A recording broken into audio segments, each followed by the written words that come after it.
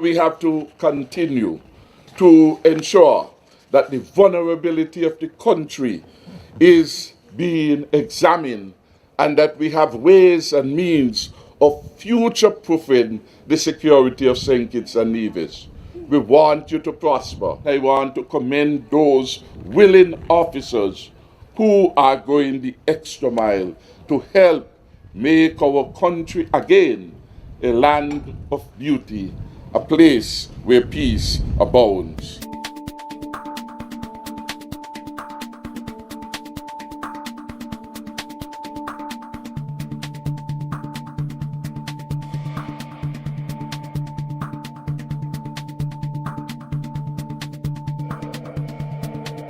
We have heard before me an overview presented on the nature of the course that led eventually to the graduation of these fine 19 men and women in uniform. And I want to start by asking that we give all 19 of them a round of applause for having the courage to stick to a very vigorous program and to endure what must have been a grueling physical exercise. They come to us now better prepared to serve our country and better prepared to protect and to serve. In that regard, I extend my own personal congratulations to each one of them and to wish them a long and productive stint in the military service.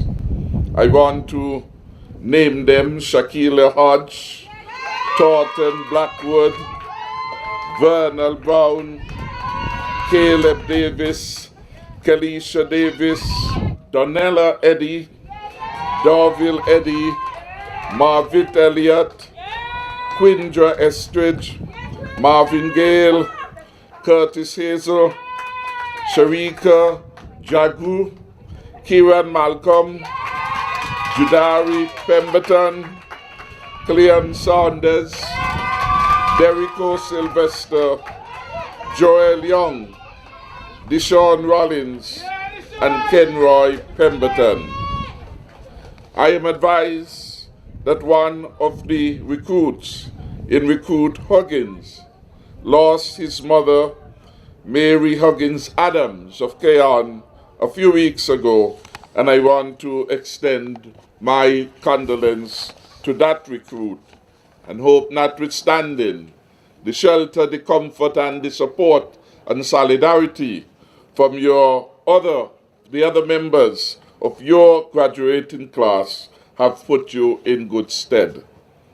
Our country needs more men and women in uniform, and that is why we commend you and we wish you well. You have all chosen to enter service to our country at a crucial time. Over the years, our country has been faced with an unacceptable level of criminal activity, and many of our young citizens, male and females, have become victims of gun violence in particular. Faced with this state of affairs, my government took decisive action to arrest the situation. Last year, for example, we brought in the regional security system to assist our police officers on the street. We have also approved an increase in the establishment for both the Defense Force and the Police Force, and as a result of that, many of you are able to become a formal part of our Defense Force.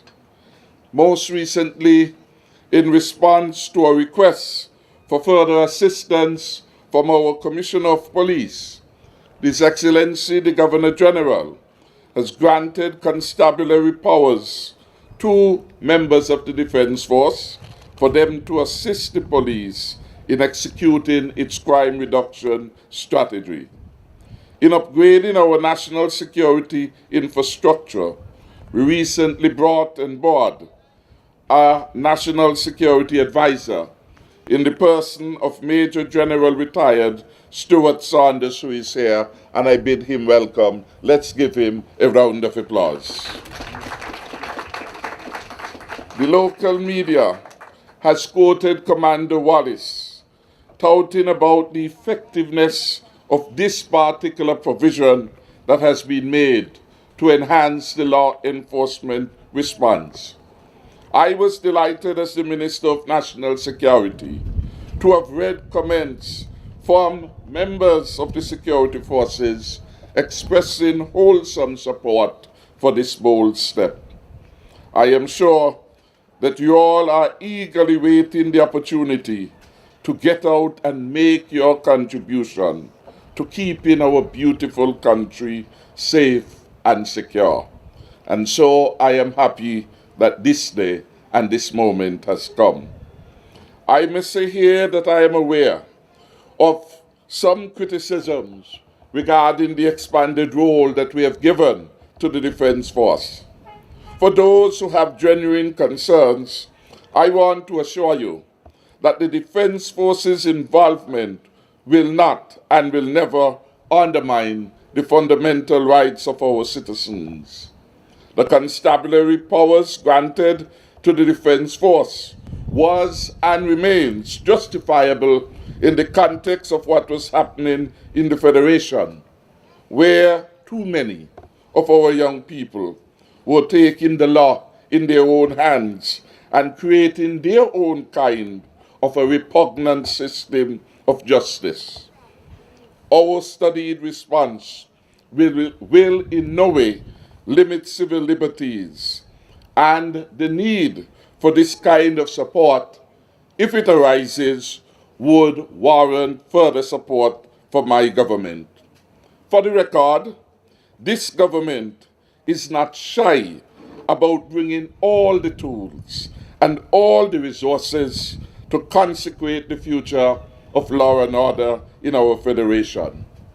And so we have not ruled out the RSS, neither have we taken any option off the table. Our efforts are bearing some results, and we hope to sustain them. Homicides relative to last year are down significantly, and we want to thank all of the combined agencies of law enforcement for what has been, over the last several weeks, a period of real calm and quiet. Let's give our security forces a round of applause. I want equally to commend our men and women in uniform for having taken many guns off the street. Each gun which the security forces secure and recover mean one less dangerous tool, one less dangerous weapon available to the criminal elements. And so we are heartened by the success rate so far. Last year, the police recovered some 36, I think, firearms from the streets. Already for the year, they have recovered 35, I think, was the last count. So we are happy by that track record of taking the weapons out of the hands of the criminals.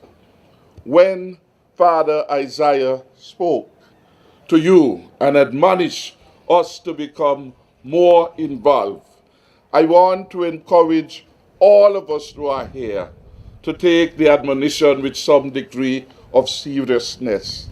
We've come and we rightly are showing love, and we rightly are celebrating with the men and women in the uniforms who are graduating today. They will require our wholesome support throughout their careers. And it is important for us as responsible citizens to assist the law enforcement officers.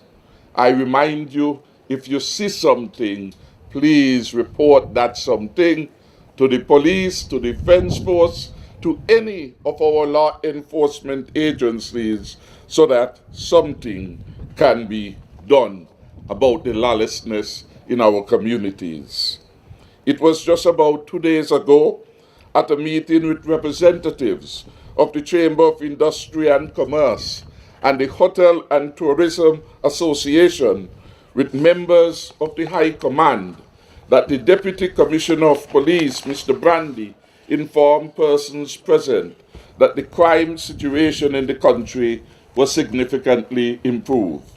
And of course, we had commendation coming from both the HTA and the Chamber of Industry and Commerce for the enhanced visibility of the security forces around the country of St. Kitts and Nevis. Deputy Commander Brandy reported that the overall crime detection rate now stands at about 43%, which is above the accepted international rate for law enforcement forces. And that with regard to homicide, the detection rate this year was significantly higher, somewhere above 50%. This, I gather, is a remarkable and historic achievement for law enforcement, and I want to give them another round of applause. In commending the security forces, I want to make the point which Mr. Brandy made, that without the input and the support of the Defense Force personnel, these kinds of results which we are now commending would not have been realized. So I want to commend Commander Wallace for his leadership and to thank you, the officers, for giving up many of your hours, many of your spare time, many of the time you could have spent alternatively with family members and in other social activities to keep our nation safe. My government is determined to return our country to a land where peace abounds and our people stand free to be the best that they can be. We recognize that our approach to crime and violence must be a holistic one. And in this regard, we are focusing this year and throughout next year on the children and youth, young people in our federation. This year, the police is, for example, hosting their first ever summer camp for young boys and girls.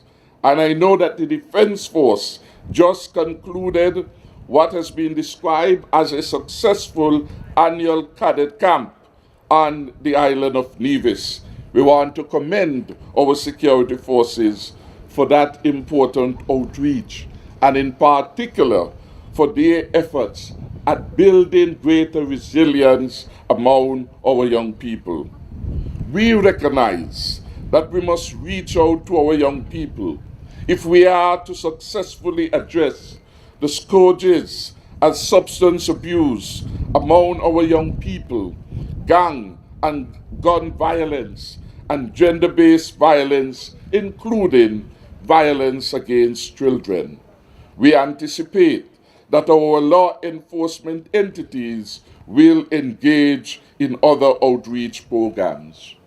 When we start the new school year in September, we will be introducing a number of clubs within the schools, and we hope that you, the parents, will be encouraging your children and those with whom you have connection to join up in one or more of these clubs. The cadets, for example, will be introduced in our secondary school starting in Form 1. The TAPS program, Teens Assisting the Police, will be reintroduced in our schools. The MAGIC program, again, will be introduced. We are attempting again to build a new bond between the wider community and the law enforcement agencies. In my own constituency, I'm happy to report that we have a new group being formed as a result of the outreach efforts of the police, the Mulfield Explorers. Already, that particular group has reached 130 young persons in its membership. I want us to big up all the parents and guardians who volunteered their children for participating in this group. This is important because the community of Phillips is being recognized by law enforcement officers as one of the hotspots, as is Barstow, as is Keon, as is Sandy Point. So when we are able to produce such good outcomes coming out of these challenging communities, it is a sign that all is not lost and there is reason for optimism. We are expecting that we will be replicating the Mulfield Explorers groups across the islands of St. Kitts and Nevis. And just imagine the role of students at the Joshua Obadiah Williams Primary, I am sure, is under 130. Certainly at the Egertimari School, my hometown of Tabernacle, the primary school roll is under 75. And in one club, in two related communities, the police, through their particular interventions and with the support of the families, have been able to bring 130 young people, building their skills, building their confidence, inculcating positive values about respect for law and order, respect for elders, respect for the church, respect for God, respect for self. I believe that this is a significant development, and so we want to have more of these things. Of course, ultimately the aim is to keep our young people out of the prisons. It is expensive to maintain them there, and that is why we have to ensure that our school system works and delivers a quality experience for all of our young people so that they could find their own rhythm and rhyme and sense of reason and balance to become productive and responsible citizens. There are some who perhaps will fall through the cracks, and we are ensuring that in our prison service we are engaged in a rigorous program of rehabilitation. We recently took on some 14 additional persons via the STEP program to help Her Majesty's Prison Service in the build-out of the rehabilitation work.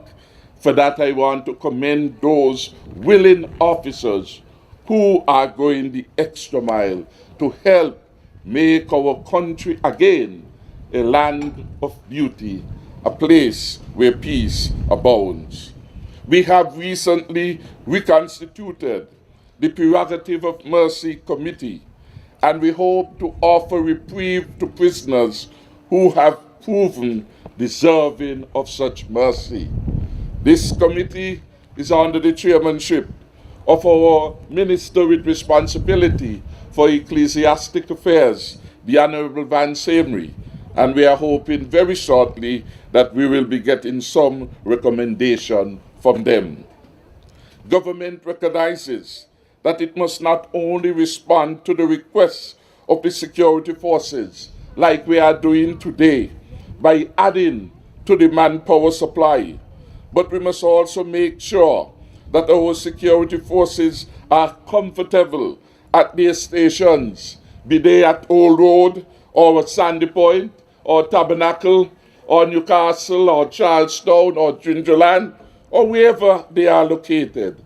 Equally, we are concerned about those stationed at the bases of the Defense Force. We want to ensure that you are comfortable and well equipped to execute your mandate. And so work to improve the facility here at the Camp Springfield and at the Coast Guard base, I'm advised, is an ongoing effort. Particularly at the Coast Guard base, significant sums have been invested there, and we are hoping in the not too distant future to have the grand opening of the Coast Guard facility at Boudrak. I want you to put your hands together for those members of the Coast Guard who are themselves helping in building their new attractive headquarters. And equally, I want to commend the inmates of Her Majesty's prison who are delivering principally the labor effort for that particular development. Give them to a deserving round of applause. The Coast Guard has been instructed to evaluate and make recommendations regarding the future of its major offshore asset, the Coast Guard Cutter Stalwart, which has been in service for the last 32 years, and yet we require more life and service from it, because monitoring our coastal waters is an important part of our security responsibility.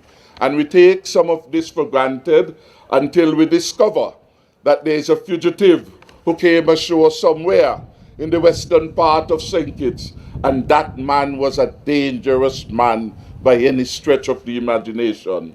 That was a man who had about 7 counts of homicides awaiting him in St. Martin. Incidents like these is what we're enforcing the need and the vulnerability of small island states with respect to the full build-out of the security infrastructure. So we have to continue to ensure that the vulnerability of the country is being examined, and that we have ways and means of future-proofing the security of St. Kitts and Nevis. We want you to prosper. The prosperity will only come in an environment of peace, an environment in which law and order is being maintained. And that is why this government is proud of the major investments that we have made so far in law enforcement. When some wavered about the kinds of expenditures that were required to get the security apparatus up and functioning well, we came and we were able almost to triple over time the allocations to national security. Last year in our budget, we promised the country $72 million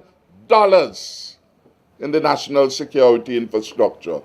And I say to the country, for us, it is an investment which we expect in due time we must reap the dividends. When we have, as we have had over the last 6, 7, 8 weeks, this period of calm, that is the kind of dividend that we want. But we want it not for 6 weeks, nor for 6 months. We want it in a sustained way, so that our children could have the kind of peaceful environment that will allow them to exploit their full potential. In closing then, I want again to congratulate all of you, and to congratulate all those who at this time are engaged in law enforcement. It is a high-risk endeavor, and yet you can get great rewards and great satisfaction knowing that you are executing your work with professionalism, with courage, and a spirit that engenders the best within our people in St. Kitts and Nevis. Today we met with a critical stakeholder group, representatives from the religious bodies, the Evangelical Association and the Christian Council, and we had a very good discussion. Importantly, one of the reverends, one of the pastors said, I would like to place and record my commendation to the police and to the security forces. I want to let you know that I was stopped at one of the checkpoints, and the way in which that officer professionally attended to me, alerted me and advised me of the reason why he was stopping me and why this operation was taking place, I felt proud to be here in St. Kitts and Nevis.